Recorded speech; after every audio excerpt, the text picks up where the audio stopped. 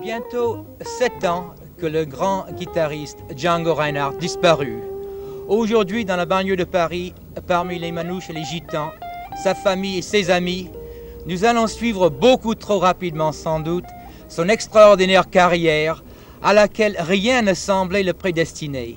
Jean, appelé Django Reinhardt, naquit le 23 janvier 1910 à Liverchy, près de Charleroi en Belgique, d'une famille de manouches. Son enfance fut très mouvementée. Avant d'avoir 8 ans, il avait déjà parcouru avec sa famille toute la France, visité l'Italie, la Corse, l'Afrique du Nord.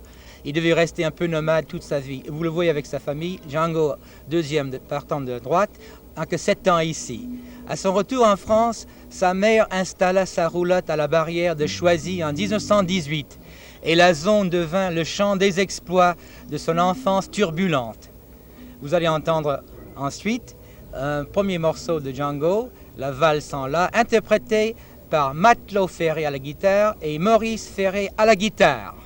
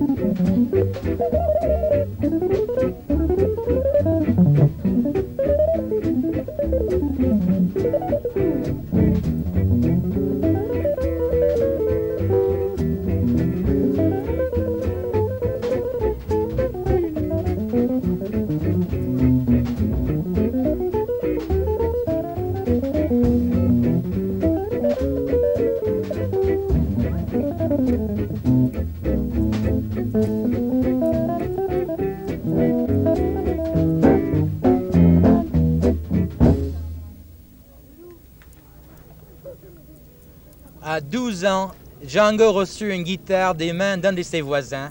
Il apprenait à jouer tout seul. Il jouait inlassablement des heures durant. À 13 ans, il commença déjà sa carrière de musicien professionnel, jouant du banjo avec l'accordéoniste Guérino dans un bal-musette rue Monge.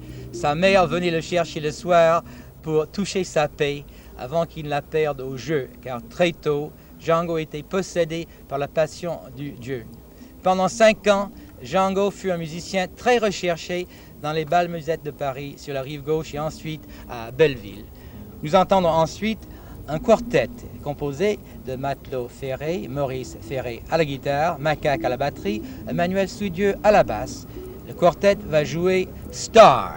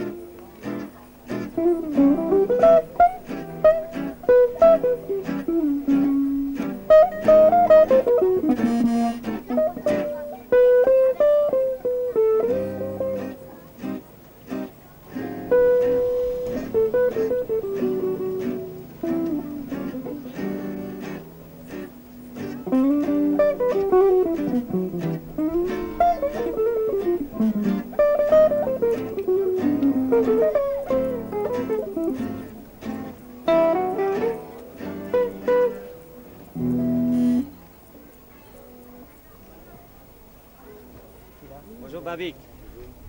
Bonjour Mitsu. Bonjour Ninine. Ça va? Ah, je pense bien que ça va. Alors tu viens de nous jouer quelque chose de terrible là, Oui, avec Babik, Oui. le fils à Django, oui, et puis Mitsu, ton grand-fils. oui, Ah, ça me fait plaisir d'être avec vous les manouches là. oui. Django, c'était un manouche. À Manouche, oui. Tu es parent avec Django, je crois. Cousin Germain, oui. Cousin Germain. Oui, Et tout à l'heure, alors tu vas jouer avec ton autre fils, Oui. Loulou. oui. Quel âge ça lui fait, Loulou? 9 ans, il va Quoi? avoir 10 ans, 10 ans. Oh là, mais c'est toi qui lui as appris la guitare? Non, pas du tout. Mais qu'est-ce qu'il lui a appris alors? Tu solide après. Tout seul? Tu seul, oui. Mais il paraît qu'il est terrible. Tous les musiciens disent qu'il est terrible. C'est vrai? Oh non. Dis donc, ça rappelle le bon temps avec Ah Django oui, quand ah même, oui. hein? C'était un vrai manouche, Django, Ah, hein? C'était le vrai, lui. C'est vrai. Un peu comme les gitans, quoi. Oui, oui. Qu'est-ce qu'il aimait bien dans la vie, Django? Ben, c'était la pêche qu'il aimait bien. Dans la musique, la pêche? Et la pêche, oui. Et quoi encore? Et le billard. Le billard? Ah oui. Il paraît qu'il était fort au Très billard. fort. Oui. Il paraît qu'il était très adroit même à tous ces jeux d'adresse. Il y À avait tous des... tous les jeux de main, il était à droite. C'est ça, c'est ça. Il y avait des choses, tu sais, pour prendre des appareils photographiques, Oui, une oui. espèce de grue De grue, dans là, les oui, cafés. oui, oui. Il paraît qu'il Ouais, il il enlevait il raflait tout. tout. Ah oui, quel type formidable Ah oui. c'était, dis donc. Et alors, tu as joué avec lui tout à fait au début du quintet du Hot Presque au Club de début, France. oui. Presque au début. Ah bon. Et tu te souviens, qu'est-ce que vous jouiez beaucoup comme thème?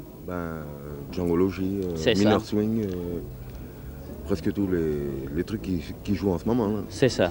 Oui.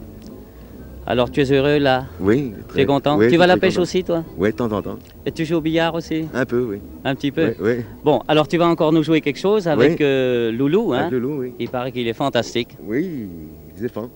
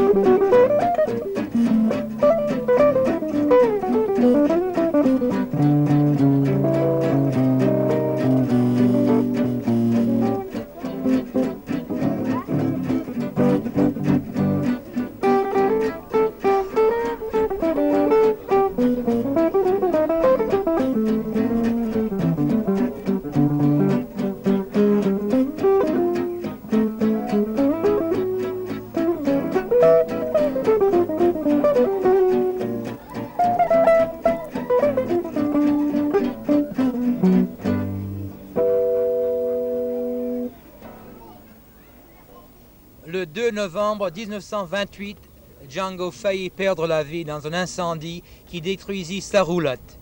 Sévèrement atteint, Django resta couché 18 mois. Il eut la main gauche terriblement brûlée, mais avec un courage extraordinaire, Django réapprit à jouer son instrument avec 2 doigts. 2 ans plus tard, il reprenait ses activités musicales et ses pérégrinations. C'est à Toulon, en 1931, grâce à Émile Savitri, que Django fait connaissance avec le vrai jazz, en écoutant des disques de Louis Armstrong et de Duke Ellington, des disques qui le bouleversent. Nous allons retrouver le quartet, Matelot Ferré, Maurice Ferré à la guitare, Macaque à la batterie, Emmanuel Souidieu à la basse, qui va jouer 2 classiques de Django, Swing 39 et Swing 42.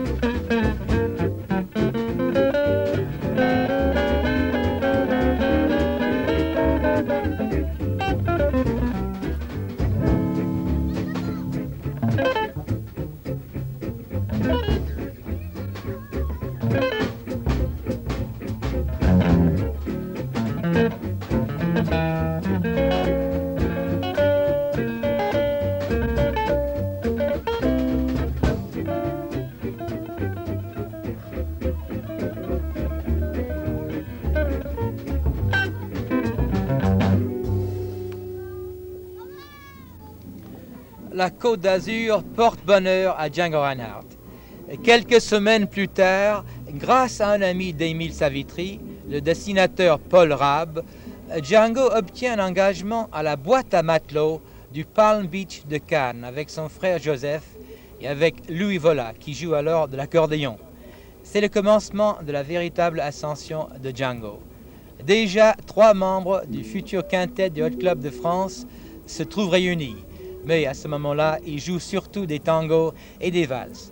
Nous allons retrouver ensuite un quintet composé de Eugène Ninine Vess à la guitare, Henri Adel, Romuald Adel à la guitare, Viviane au violon, Manuel Soudieu à la basse, qui vont jouer Manoir de mes rêves et Dinette.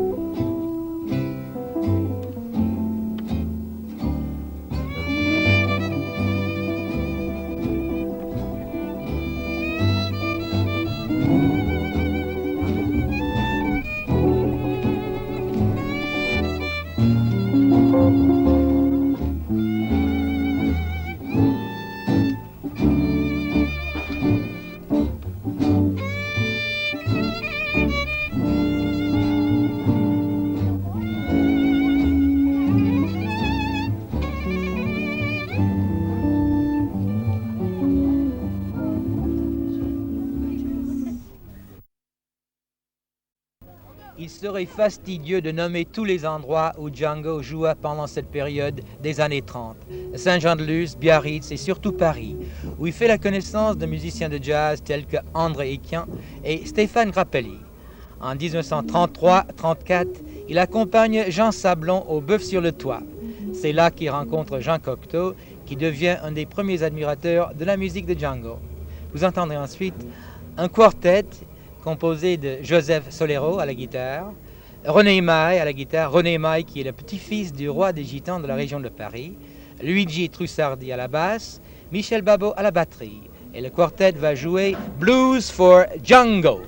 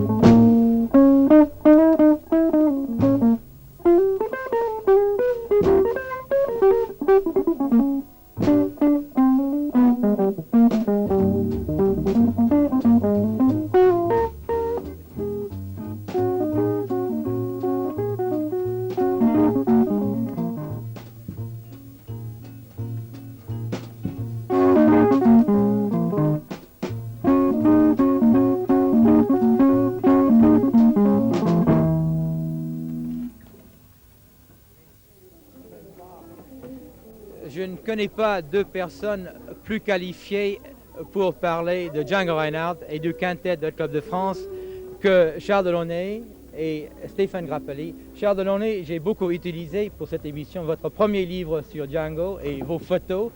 Je sais que vous avez écrit un deuxième livre plus important qui sort bientôt en Angleterre et en France aussi. Je l'espère, tout au moins. Bon, alors je vais vous passer le micro, Charles. Vous allez vous interviewer et interviewer Stéphane Grappelli et nous parler du Je crois- quintet de Hot Club de France tout seul sans Je crois qu'il faut vous rappeler un petit peu les souvenirs de la formation du quintet.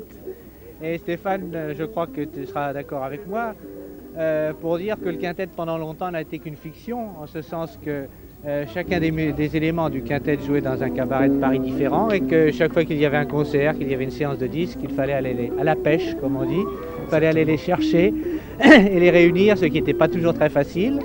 Et que somme toute le quintet pendant de nombreuses années n'a pas existé et je pense que tu es d'accord avec moi. Exactement.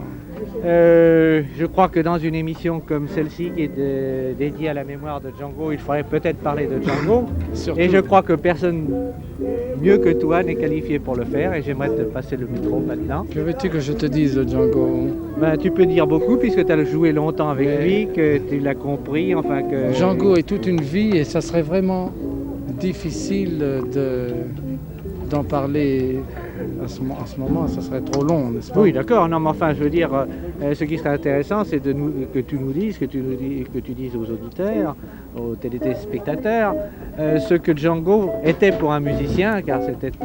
Django était un dieu pour un musicien.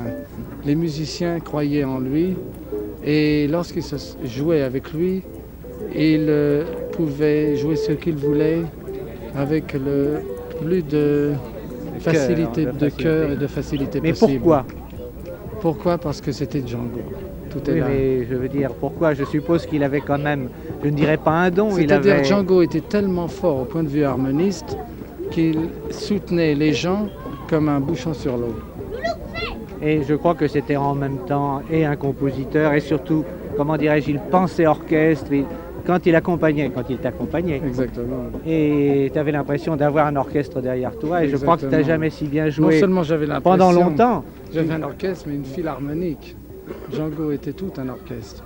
Bon, alors, Django n'est plus là, mais tu nous restes Voilà. et je te laisse la place car les paroles c'est très bien, mais la musique c'est encore mieux. Et si tu me permets, nous allons jouer quelques de ses compositions. Mais je l'espère.